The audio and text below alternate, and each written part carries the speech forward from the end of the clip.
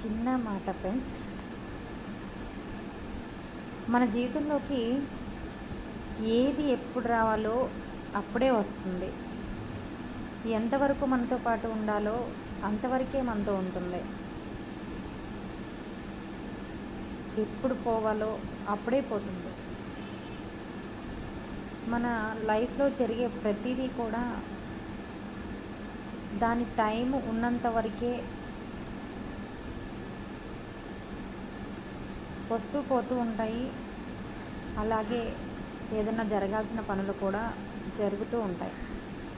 So అలాగే దేన్ని కూడా మనం ఆపలేము, దాని టైం ఉన్నంత వరకే.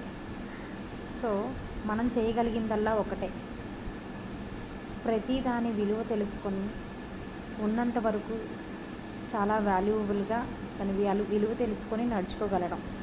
ఏమంటారు?